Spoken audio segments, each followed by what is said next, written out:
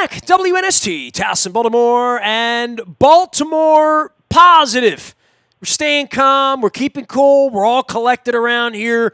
We're going to do a lot of Baltimore positive conversation with business owners, movers, shakers, thought leaders, politicians. Johnny O's coming on this week. We got a lot of things to talk about as our nation is shut down. We're shut down, but only one thing's still going, Luke Jones, and, I got my Proud to be Baltimore shirt on here, but I got my Raven logo underneath. It's almost like Superman coming underneath here. The NFL, at least for the time being, still is sort of doing things and giving money away, and Eric DeCosta was working feverishly last week.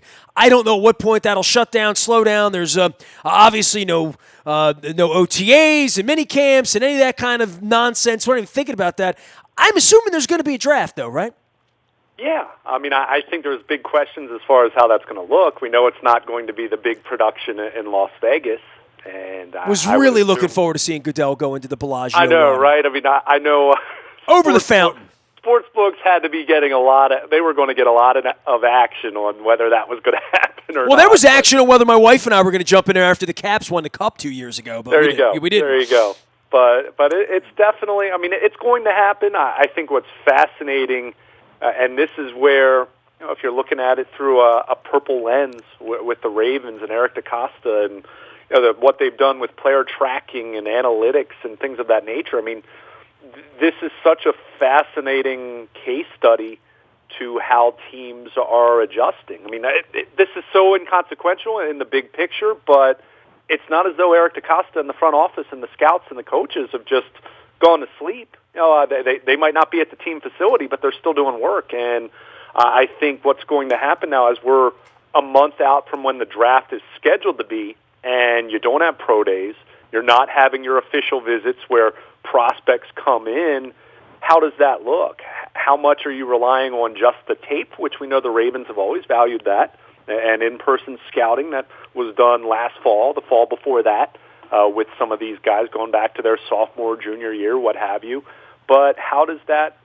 How do you adjust that? So I think that's not something we're going to hear a whole lot about, because I think even the teams that find ways to adjust and feel good about their process, they're not going to be quick to reveal that, because there's an edge there in doing that. So, well, the Ravens have an edge all the way around just because they have this continuity thing that they're not putting the band together the first time. They all know how they work. They all know how they think. But this is going to be a different process for them.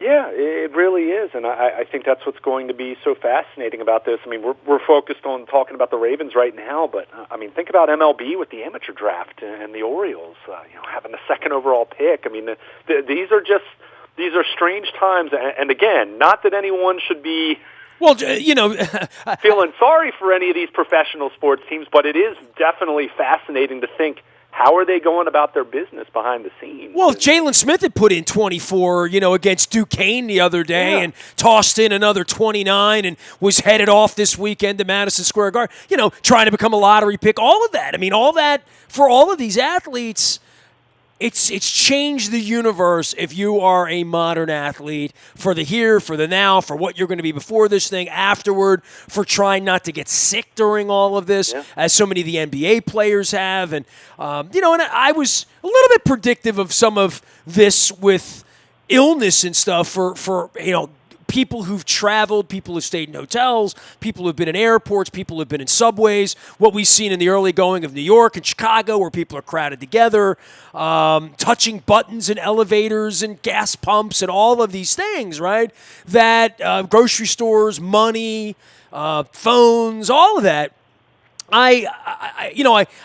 Football-wise, so far, keeping those guys apart is going to keep them as a community safer, I would think, than anyone that was in an active sport.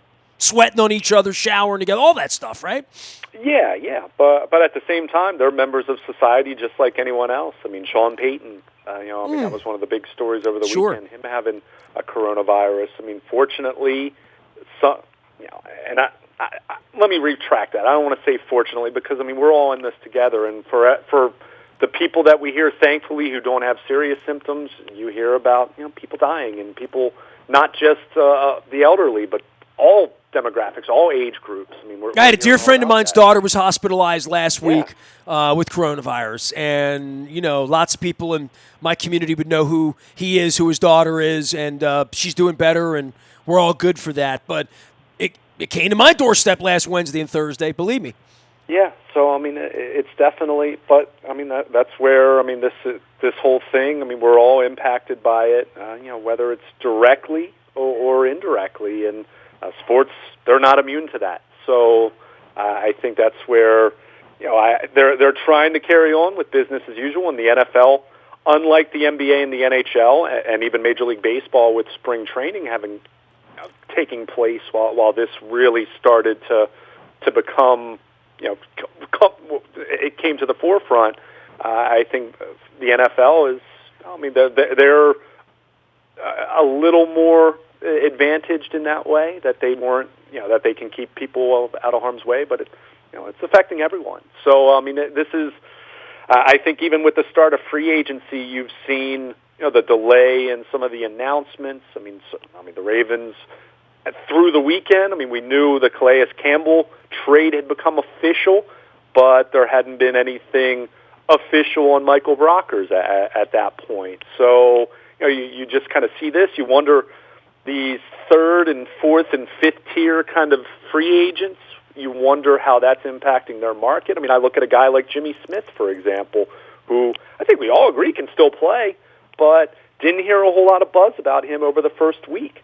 Was that because of his injury history and teams not being as confident as far as the physical process and being able to see medical records and meeting with him? And so there are so many different layers, so many different tentacles to this as it relates to the sports world that I think the fallout is going to be felt potentially for years when you're talking about some of these drafts where there's a different preparation for it. There's things that you can't do that you're accustomed to doing. So, and again, that's not to say people are going to lose sleep over that because there are far more pressing issues. And even these leagues, even these teams, these front offices, these coaches, and even the players, they all understand that. But that's not something that it's not irrelevant either within the scope of the sports world. So, I mean, this is a time of great adjustment for everyone, and sports are no different in that way, and the Ravens are no different in that way. I would say this, and I think every time I'm going to have anything that's a sports conversation, which obviously this is, because I'm going to be doing a lot of business and life and probably talking to real people about how much they miss sports, same as you and I have been talking about, like what you do to replace that if you're healthy in your home and you paycheck and you're going to keep your lights on and the Russians haven't pulled the grid and all of that.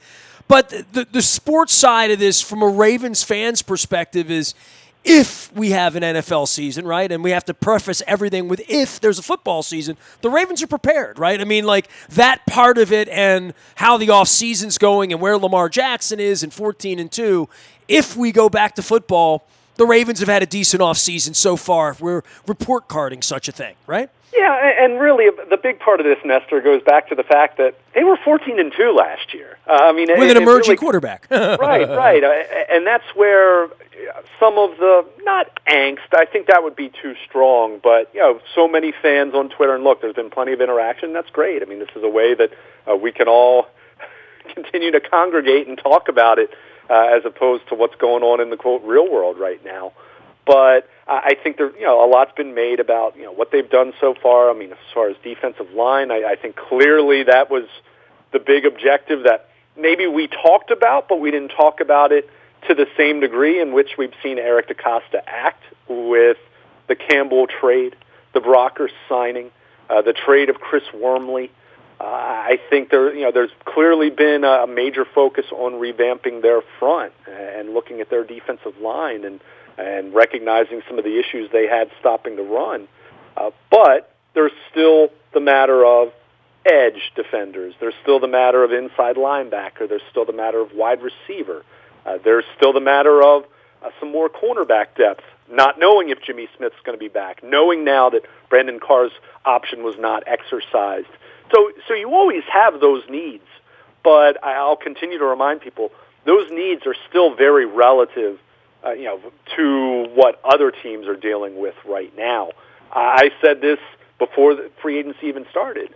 my confidence level in the Ravens was, even if they had a pretty darn quiet free agency, even if they had just a run-of-the-mill average kind of draft class, I'd still view that team as a rock-solid playoff team that I'd take against anyone other than, you can talk about Kansas City because they're the champs and they earned it. But that's where you do have to have some thought at the big picture and say, okay, you look at how many draft picks they have. I mean, right now the Ravens have a first-round pick, 2 second-round picks, 2 third-round picks, and 2 fourth-round picks. That's all I have to look forward to, right? Like we think this is actually going to happen a month from now. So, like, from a sports perspective, like, you're talking like that's going to be the next thing that happens is the Ravens' first-round draft pick. Like, literally, right? We're a month out on that. Like, if life doesn't completely fall apart here, as it feels like it is some days, right? But it feels like the Ravens' first-round draft pick's the next thing we have on our dance card, right? Literally, as fans. Well, and that's not to say that they're not going to make some more signings here or there, but you look at where they are at this point. You look at the fact that the first, second, and third wave of free agency has generally been picked over, and that's not to say that there aren't still some very compelling talents out there. I mean, Jadeveon Clowney didn't find the big monster contract that he was looking for over the first week of the season. So there's still some big names out there, but you're right in terms of volume.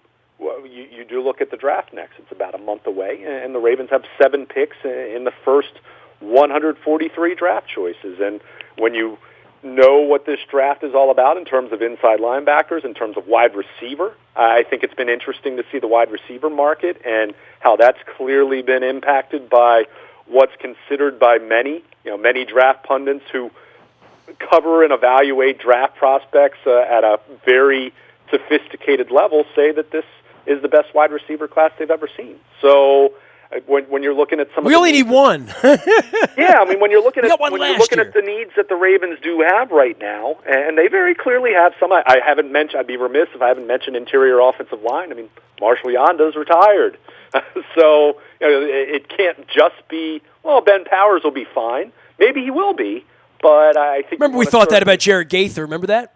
Yeah. I mean, you want to add competition. You always want to have outs. In the poker world. Well, the guy that comes after Marshall Yanda ain't going to be Marshall Yanda. Right? Sure, yeah, but you want it to be someone that's not going to turn a position of great strength for the last decade into your Achilles heel. You can't have it become that. It's not going to be your greatest strength anymore, but you want to at least have someone that you can pencil in and feel okay about them there.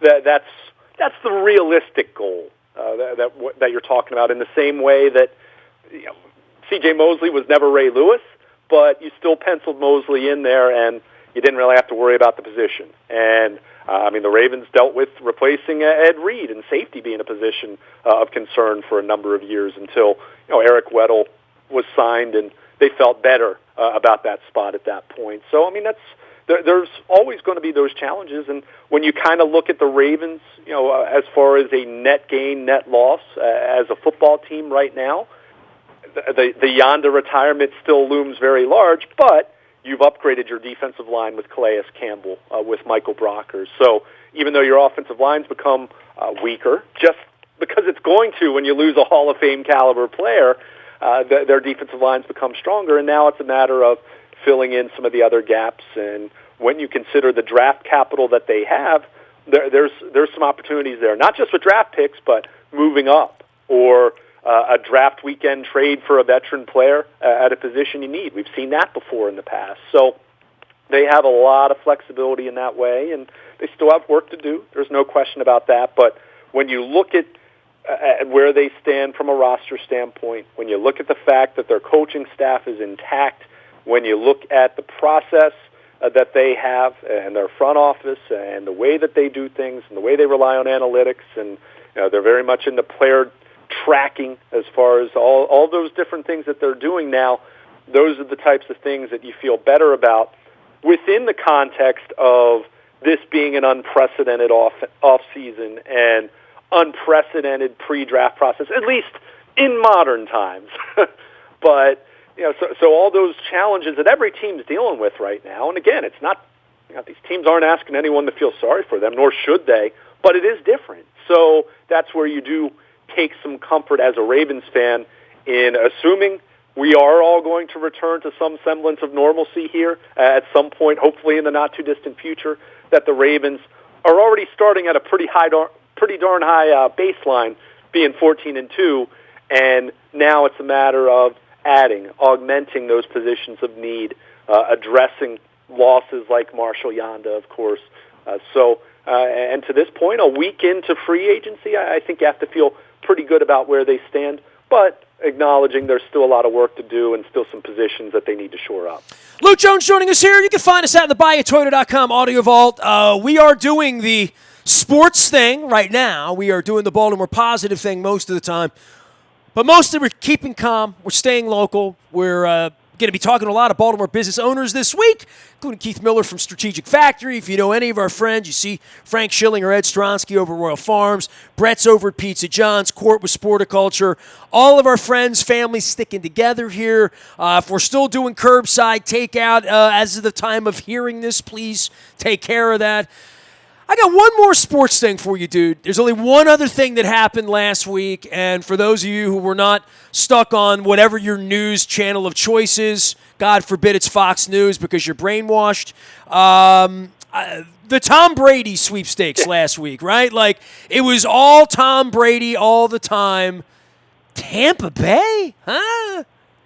Yeah, I mean, first of all, it always strikes me as funny when you consider someone like a player of this stature moving on. Look, it's weird. There's no question about that. It's going to be strange to see Tom Brady playing in a Tampa Bay Buccaneers uniform.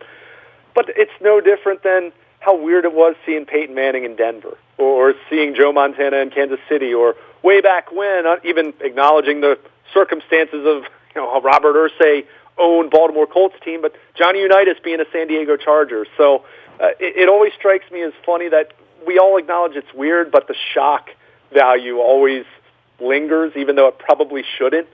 But it's interesting. I think, first of all, I thought if Tom Brady were to leave New England, you were going to see the Chargers in Los Angeles, who are just so desperate. I mean, absolutely desperate to create any kind of footprint whatsoever in that city right now. I mean, with the new stadium, I mean, they're desperate. I mean, there has been absolutely zero thirst or interest in the Chargers being in Los Angeles.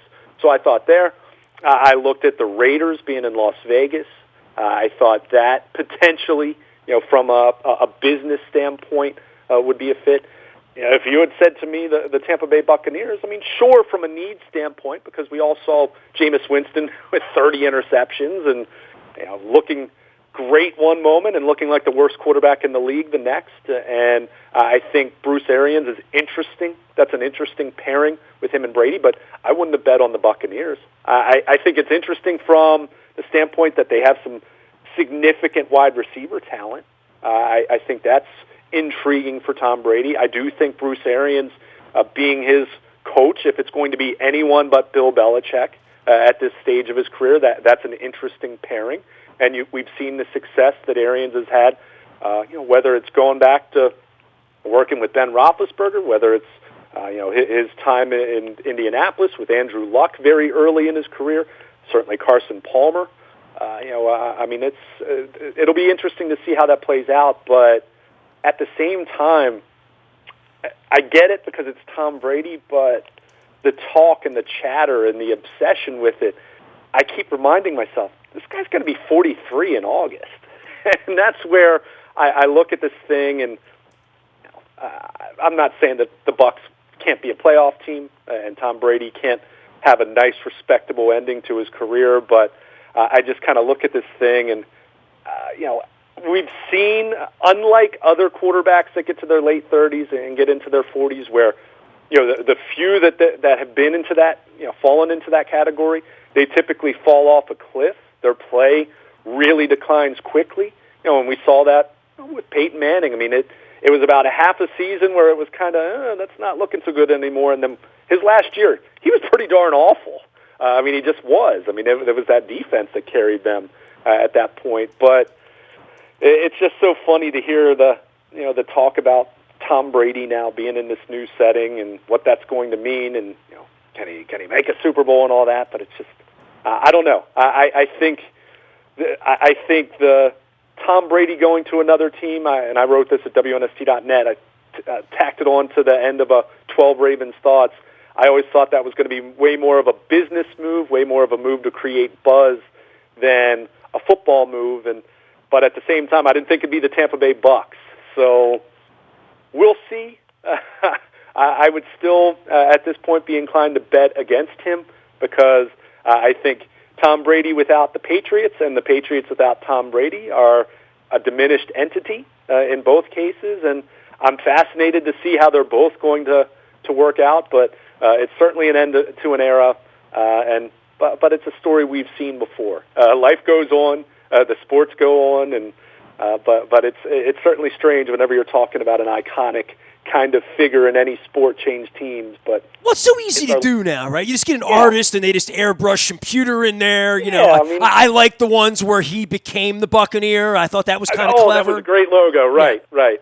It really was, and they have new uniforms coming out, which imagine that. Yeah. I bet the Padres do too, right? Yeah, the Padres, they've gone back to the all brown. I mean, have the Astros gone back to the ones where they don't cheat? They have a trash can that's superimposed with the little star. Well, once the Patriots started cheating, they never went back to Patriot Pat. If you think about it, right? They never did. That's right. But it's definitely strange. And look, I mean, I've seen a lot of people complain.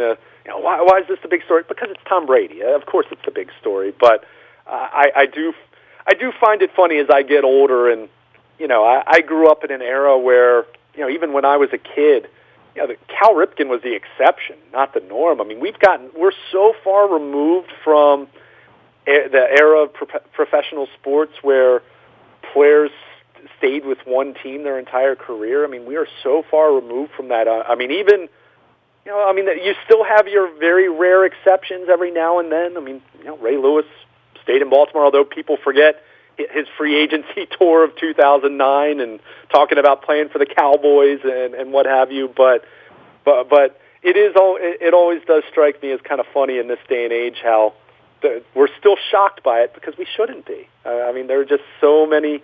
I mean, LeBron James left Cleveland, came back, and left again. I mean, it's and they let him.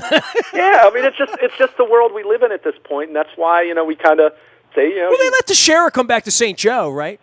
Yeah, just because he didn't play at Loyola, probably. Yeah, right? And everything, and it's okay in the end. I mean, I always laugh about it, and I'm sure in New England there's plenty of talk about what it was going to taint Ed Reed at the end. It didn't. Yeah, it's fine.